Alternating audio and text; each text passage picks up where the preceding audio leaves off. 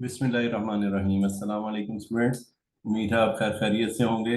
और आज हम प्रोग्रामिंग फॉर बिगनर सीरीज का 27वां लेक्चर करने जा रहे हैं। मैंने इससे पहले फॉर लूप के ऊपर 2 लेक्चर्स किए थे और मैंने दूसरे लेक्चर के एंड पे आपको कहा था कि अगले लेक्चर में मैं आपको फॉर और वाइल का कंपैरिजन करना सिखाऊंगा कि किस प्रॉब्लम के लिए फॉर यूज करना ज़्यादा अप्रोप्रिएट है और किस प्रॉब्लम के लिए वाइल यूज करना ज़्यादा अप्रोप्रिएट है। तो इंशाल्लाह आज के लेक्चर में डिस्कस करते हैं। क्विक रिकैप हमेशा की तरह कि हमने जो लास्ट लेक्चर किया था फॉर लूप 2, उसके ऊपर हमने ये आपको हैकररैंक का टास्क शेयर किया था जिसके अंदर ये 5 प्रॉब्लम्स थे: print box, series of power, print float, sequence print V, hard pattern geometry 1। और ये सारे के सारे आपने फॉर लूप की मदद से करने थे। उम्मीद करता हूँ हमेशा की तरह कि आपने ये प्रॉब्लम्स कर लिए होंगे और रिक्वेस्ट करता हूँ कि अगर मेरी उम्मीद ठीक नहीं है तो आप मेरी उम्मीद को ठीक कर दें। ठीक है, यानी कि इसको पॉज करें, जाके प्रॉब्लम्स करें और फिर ये लेक्चर देखें ताकि आपको फायदा हो सके सही मानों में। ठीक है, बार बार कह रहा हूँ कि मेरे पढ़ाने से, आपके लेक्चर सुनने से वो फायदा बिल्कुल भी नहीं हो सकता जो कि प्रैक्टिस करने से होगा। तो लेक्चर तो इसलिए मैं छोटे छोटे से रिकॉर्ड कर रहा हूँ कि आप वो सुन लिया करें, लेकिन उसके साथ पाँच छः प्रॉब्लम्स होते हैं वो जरूर किया करें। आगे चलते हैं जी। पाइथन के अंदर जो है ना वाइल लूप और फॉर का डिफरेंस जो है ना बहुत ही ज्यादा क्लियर है। बाकी कुछ लैंग्वेजेस में जो है ना वो इंटरचेंजेबली बहुत आसानी से यूज हो जाते हैं, लेकिन पाइथन के अंदर जो है वो फॉर लूप जो हम रन करते हैं, जो अब तक हमने पढ़ी है, वो रेंज ऑफ वैल्यूज पर रन करती है। ठीक है, रेंज ऑफ वैल्यूज हमारे पास जो है वो फॉर लूप में पहले से हैं और फिर उसके ऊपर जो है लूप चलेगा, लाइक के for I equal to 1 to 10, तो 1 से लेके 10 तक के लिए चलना है। जबकि वाइल लूप जो है ना वो किसी कंडीशन को जब तक सेटिस्फाई नहीं करता वो तब तक चलता रहेगा। मैं कुछ एग्जांपल से आपको ये बात समझाने की कोशिश करता हूँ। Why write this 10 times. कोई भी चीज आपको किसी ने कहा है कि जी 10 दफा लिखो, तो ये एक फॉर लूप है। तय हो गया है, तय 10 दफा ही लिखना है, सिंपल है। अगर right this until you right it perfectly. ठीक है, जैसे छोटे बच्चे को कहते हैं ना, दोबारा लिखो, दोबारा लिखो, दोबारा लिखो, दोबारा लिखो। हाँ अब ठीक है, चलो एक दफा और लिख दो। ठीक है, वो एक दफा और भी लिख दिया बेचारे ने, तो आपको लगा अभी भी थोड़ी सी कसर है, चलो बेटा एक दफा और लिख दो। तो ये क्या है, ये वाइल लूप है कि जब तक वो आपकी कंडीशन नहीं मीट कर रही तब तक आपने ये काम करना है। Write this until you have ink in the pen. ठीक है, तो दुआ करेंगे इंक पेन में इंक कम ही हो। ठीक है, लेकिन बहरहाल आपको फर्क क्या है, नंबर ऑफ टाइम्स नहीं पता। सम 10 वैल्यूज, पता है 10 वैल्यूज का सम करना है तो फॉर का लूप यूज कर लें। Sum values until sum is less than 100।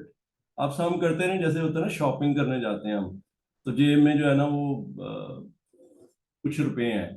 ठीक है, तो आपने जो है ना वो जब तक वो खत्म नहीं हो जाते आपने शॉपिंग जो है वो करते रहना है। जब आपने देखा कि नहीं अब घर किराया वापस जाने गई है तो फिर आप बस कर जाते हैं। तो while loop, input 5 values, for loop input a valid number, कोई क्राइटेरिया है उस पर, इनपुट जब तक नहीं मैच करेगी तब तक जो है वो आप नहीं कर सकते। जैसे वो आपको कहता है जी कोड एंटर करें, आपने कहा 2634, मैंने कहा इनवैलिड। फिर आपने कहा 2539, इनवैलिड, पता नहीं अब ये कब वैलिड होगा। तो हमें नंबर ऑफ टाइम्स नहीं पता। फॉर ओवर वाइल लूप, यानी कि फॉर को कब आपने तरजीह देनी है वाइल से, क्योंकि हमने जो है ये सीखा कि फॉर लूप से जो होता है वो वाइल लूप से भी काम हो जाता है। ठीक है, तो ये भी देखेंगे कि डिफरेंस जो है ना वो अगर आपको कुछ ना कुछ गेट हो गया होगा, लेकिन फिर भी देखेंगे कि स्पेसिफिकली कहाँ पे क्या फर्क है।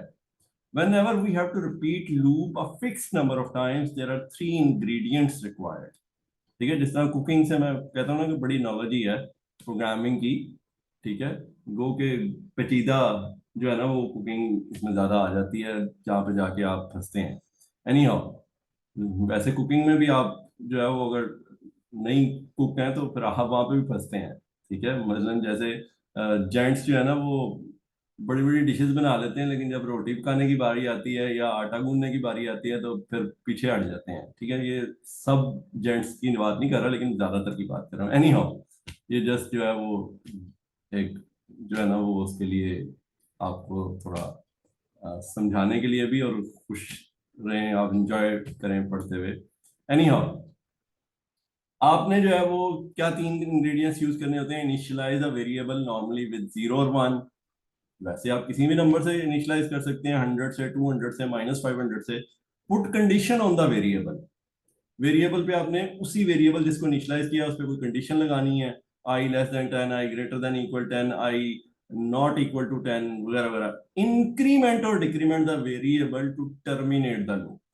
आपने वो जो वेरिएबल इनिशियलाइज किया था जिसकी कंडीशन अभी फॉल ट्रू जा रही है, उसको फॉल्स करने के लिए आपको इंक्रीमेंट या डिक्रीमेंट करना पड़ता है ताकि वो 1 से 10 तक पहुंच जाए या 10 से 1 तक पहुंच जाए।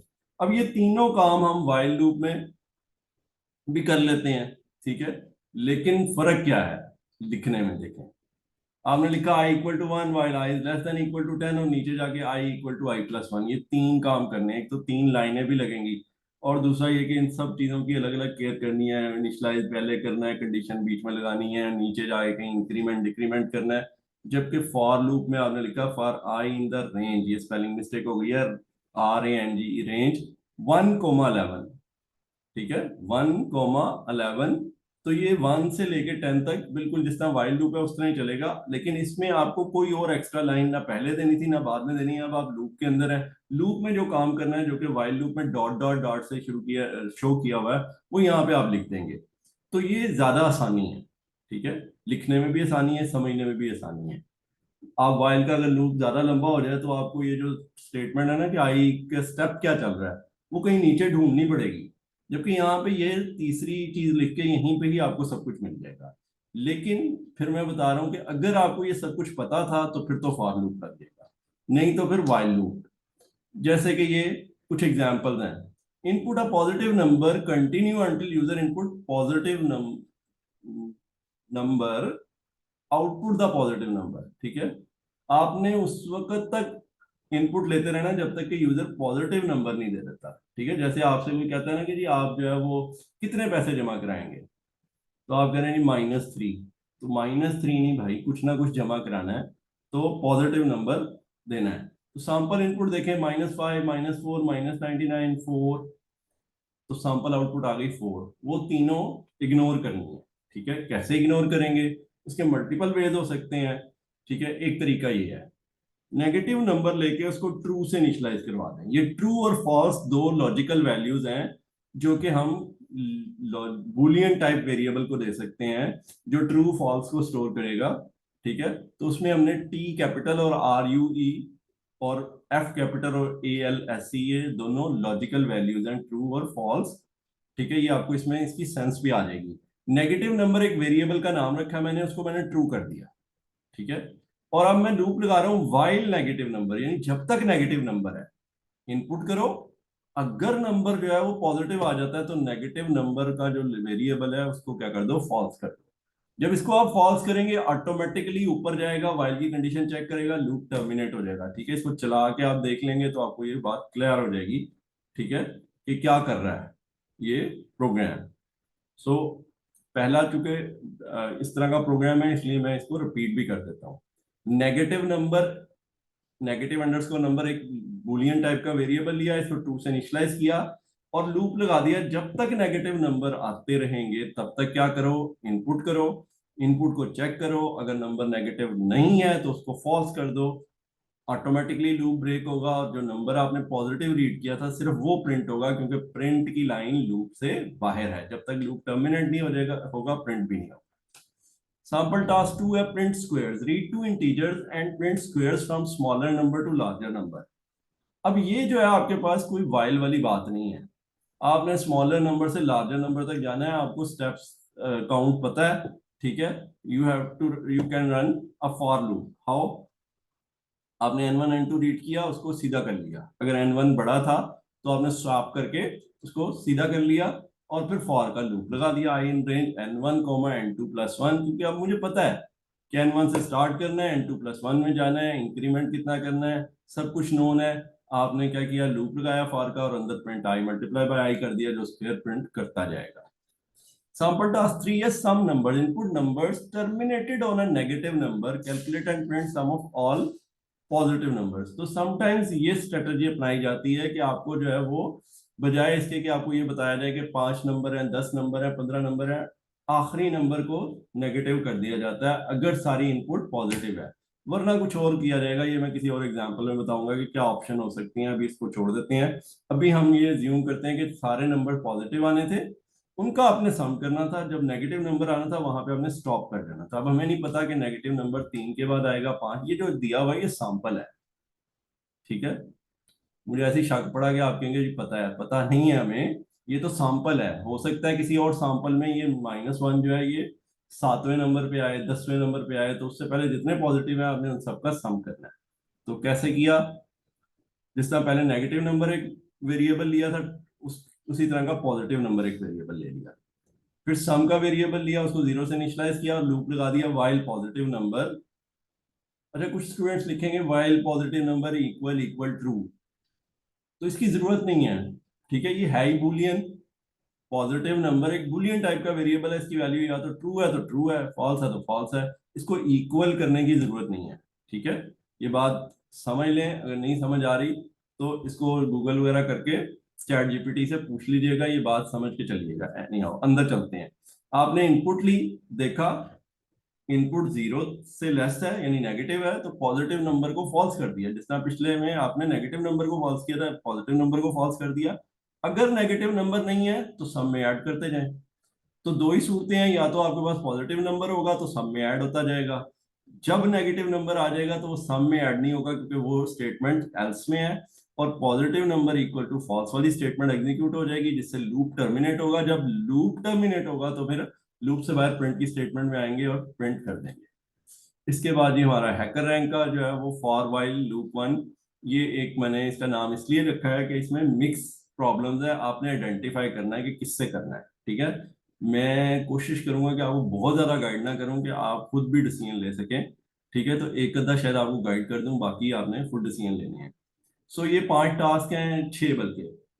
Count invalid attempt, find highest element, find position of highest element, count numbers to make sum, digit count two, count first perfect squares, ठीक है। इसमें 6 है तो मैं आपको 2 तो कम से कम गाइड कर दूंगा, एक वाइल का एक फॉर का। Count invalid attempts, read the lower and upper limits. Input format में देखें पहली लाइन में 34 44 दिया है, लोअर लिमिट और upper limit. Read and count values until you find some valid value within the range. For example, say 34 and 44 are limits. Now say you read 21, 21 is smaller than lower limit, out हो गया। 76 is again outer side, 12 is lower side, and 38 जो है finally is between 34 and 44. Clearly there are 3 invalid attempts to read the required value. तो आपने क्या करना है, सबसे पहले लोअर लिमिट अपर लिमिट रख ली, ठीक है। और अब आपको काउंट पता है, नहीं पता, तो वाइल का लूप लगा दें, ठीक है। कि जब तक आपके पास जो है वो नंबर लिमिट में नहीं आ जाता तब तक आपने चलना है। तो क्या कर लेंगे, उसी तरह ही आप इनवैलिड का वेरिएबल लेके उसको ट्रू कर देंगे, और वाइल इनवैलिड नंबर रीड करते जाएं। अगर तो नंबर जो है वो रेंज में आ गया तो इनवैलिड को फॉल्स कर दें, लूप से बाहर आ जाएं, उतनी देर तक काउंट को 0 लेके उसको भी प्लस प्लस करते रहें, ठीक है। सो लूप से पहले क्या करना है, 2 वेरिएबल लेने हैं। एक इनवैलिड का वेरिएबल लेना है, उसको ट्रू कर देना है। एक काउंट का वेरिएबल लेना है, उसको 0 से इनिशियलाइज करना है, लूप के अंदर आ जाना है वाइल इनवैलिड। अंदर जो है वो आपने क्या करने हैं, नंबर रीड करते जाने हैं और चेक करते जाना है कि नंबर क्या वो जो लिमिट रीड की थी सबसे पहली लाइन में उसके अंदर है। अगर तो उसके अंदर है तो इनवैलिड को फॉल्स कर दें, इनवैलिड को फॉल्स कर दें। और जो count equal to count plus 1 है उसको हर दफा बगैर इफ के करते जाएं, क्योंकि वो जो आखिरी भी अटेम्प्ट है ना वो भी एक अटेम्प्ट है, जैसे कि यहाँ पे आपको इनपुट आउटपुट से क्लियर हो रहा है। तो ये वाइल का टास्क था। Task 2 है find highest element, read number of element, next read elements and find the highest element. Note there can be duplication of element, means there can be more than one highest element, so ignore simply. So ये जो है ना basically एक mistake है जो कि hacker rank के अंदर जो है ना व्यू थोड़ा सा खराब हो जाता है, वो यहाँ पे भी आ गया है, वो मैंने अभी नोटिस किया है, माजरत चाहता हूँ। मैं हैकर रैंक में इसको ठीक कर देता हूँ। इनपुट फॉर्मेट में सबसे पहले 3 लिखा है, ये सिंगल लाइन में है और सारी इनपुट ही सिंगल लाइन में है, ठीक है। तो 3 रीड करके मुझे पता चल गया कि कितने नंबर रीड करने हैं, 3 रीड करके पता चल गया कितने नंबर रीड करने हैं। सो उतने नंबर मैं रीड करूंगा और मैक्स फाइंड करूंगा। अब मैक्स फाइंड करने का बड़ा आसान सा तरीका है, मैक्स फाइंड करने का बड़ा आसान सा तरीका है। जब आप पहला नंबर ले रहे हैं ना, तो उसको कह दें कि वो मैक्स है। जो भी आप पहला नंबर ले रहे हैं, अब आप कहेंगे मुझे कैसे पता चलेगा पहला नंबर कौन सा है? भाई वो लूप लगाया ना आपने कोई, ठीक है, तो वो लूप जो है वो जिस वेरिएबल से स्टार्ट हो रहा है उस पर कंडीशन लगा के आपने कहा कि 28 जो है वो मैक्स है। अब हर नंबर को एल्स में जाके, कि अगर पहली टर्म नहीं है तो फिर आपके पास एक मैक्स पहले भी आया हुआ है ना, तो 98 को मैक्स से कंपेयर कर लें, 98 मैक्स से बड़ा है तो मैक्स को अपडेट कर दें मैक्स। बड़ी टिपिकल स्टेटमेंट होती है, if n is greater than max then max equal to n। If n is greater than max then max is equal to n। तो वो सारी वैल्यूज रीड करते जाएंगे, जो भी सबसे बड़ी होगी वो मैक्स में आ जाएगी, लूप टर्मिनेट करेंगे तो मैक्स को प्रिंट कर देंगे। आसान टास्क है। इसी की एक्सटेंशन है पोजीशन ऑफ हाईएस्ट एलिमेंट। तो अब आपने दो चीजें नोट कर लेनी है, एक मैक्स एलिमेंट और एक मैक्स एलिमेंट की पोजीशन। तो मैक्स अंडरस्कोर एलिमेंट एक वेरिएबल ले लें, एक वेरिएबल ले लें मैक्स अंडरस्कोर इंडेक्स। तो जो आपने वेरिएबल रीड किया है उसी का नंबर भी नोट कर लें, और एंड पे जाके एलिमेंट मैक्स प्रिंट करने की बजाय वो जो मैक्स का इंडेक्स है वो प्रिंट कर दें। जैसे कि इसमें अगर आप देखें तो 209 सबसे बड़ा नंबर है और वो दूसरे नंबर पे आ रहा है, तो आउटपुट में 2 नजर आ रहा है। Task four, count number to make sum. ठीक है, ये मैंने उसमें भी डिस्कस किया था जब आपको सैंपल हम टास्क डिस्कस कर रहे थे। खैर एनी हाउ, इनपुट फॉर्मेट देखें, 500 लिखा हुआ है, ये वो सम है जो बनाना है। नीचे 200 200 200 लिखा है, तो 200 200 400 लेस देन 500 है, 200 600 ग्रेटर देन इक्वल 500 है, यानी कम से कम 500 उससे ऊपर भी जा सकते हैं। तो 3 दफा में आप अपने टारगेट को अचीव कर लेंगे तो आउटपुट में 3 आ जाएगा।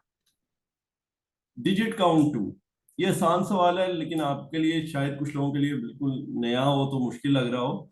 कहता है input a positive long number in maximum range of 15 digits, take care of data type. ये जो take care of data type लिखा है ना, ये पाइथन वालों को परेशान होने की जरूरत नहीं है, ठीक है, वो खुद ही हैंडल हो जाएगा। ये उन लोगों के लिए प्रॉब्लम है जो कि C++ यूज कर रहे हैं, जावा यूज कर रहे हैं। कहता है find number of digits in number, for example 23462 has 5 digits. और ये एक लंबा सा नंबर दिया है जो कि जिसके 12 डिजिट्स है, इनपुट फॉर्मेट में भी यही दिया है। और कंस्ट्रेंट में कह रहा है input in range of 8 bytes at max. तो वो जो रवायती C++ और जावा में इंटीजर होता है ना 4 बाइट्स का, वो काम नहीं करेगा, 8 बाइट्स यूज करने पड़ेंगे। ठीक है, वो मैं C++ और जावा वाले पूछ लेंगे तो उनको बता दूंगा। आप लोगों ने क्या करना है, आप लोगों ने फाइंड कैसे करना है, क्वेश्चन तो ये है असल में। ठीक है, तो फाइंड करने के लिए आपके पास जो सबसे आसान तरीका है वो ये है कि व्हाइल का लूप लगा लें। ये तीसरा मैंने अब आपको गाइडेंस दे दिया। ठीक है, मैंने दो का कहा था लेकिन चूंकि ये नई चीज है तो मैंने कहा चलें ये भी गाइड कर देते हैं। आप लूप लगा लें, जब तक नंबर जो है वो 0 नहीं हो जाता उसको 10 से इंटीजर डिवीजन करते रहें। 10 के साथ उसकी इंटीजर डिवीजन करते रहें, तो 10 से डिवाइड करने से क्या होगा, हर दफा एक नंबर कम हो जाएगा। 10 से डिवाइड करने से, यानी 23,462 को 10 से डिवाइड करेंगे तो ये रह जाएगा 2346। फिर आप डिवाइड करेंगे तो ये रह जाएगा 234। फिर डिवाइड करेंगे 23 रह जाएगा, फिर डिवाइड करेंगे 2 रह जाएगा। तो अगली दफा डिवाइड करेंगे तो 0 रह जाएगा। तो जब तक वो 0 नहीं होता उसको काउंट करते जाएं, नंबर ऑफ डिजिट्स आ जाएंगे। आसान है, ट्राई कीजिएगा। Task 6, count first perfect squares. Count first perfect squares, read integer and count first k perfect square, terminate reading on first non-perfect square. So again आपके पास नंबर्स लिखे हुए हैं जो कि परफेक्ट स्क्वायर भी हैं और नहीं भी हैं, लेकिन जहां पे पहला नॉन परफेक्ट स्क्वायर आएगा वहां पे आपने टर्मिनेट कर जाना है और काउंट बता देना है कि अभी तक कितने परफेक्ट स्क्वायर आए थे। जैसे 4 परफेक्ट स्क्वायर है, 36 परफेक्ट स्क्वायर है, 17 नॉन परफेक्ट स्क्वायर है। और ये परफेक्ट स्क्वायर वाली कहानी हमने डिसीजन मेकिंग में भी की है, वाइल लूप वगैरह में भी की है, इसलिए वो आपको वहां से क्लियर होनी चाहिए। नहीं है तो प्रॉब्लम्स को देखिएगा। ठीक है, और ये प्रॉब्लम बहुत आसान है कि आपने जो है वो उस वक्त तक लूप चलाना है जब तक कि आपको पहला नॉन परफेक्ट स्क्वायर नहीं मिल जाता, और काउंट करते जाना है। तो ये टास्क थे जो कि आपने फॉर और वाइल की मदद से करने हैं, दोनों की मदद से नहीं करने हैं। जिसमें फॉर लगता है उसमें फॉर लगाएं, जिसमें वाइल लगता है वाइल लगाएं। बाकी मैं सोल्यूशन दूंगा तो आपको क्लियर कर दूंगा। ठीक है, तो मिलते हैं इंशाल्लाह अगले लेक्चर में। तब तक के लिए अल्लाह हाफिज।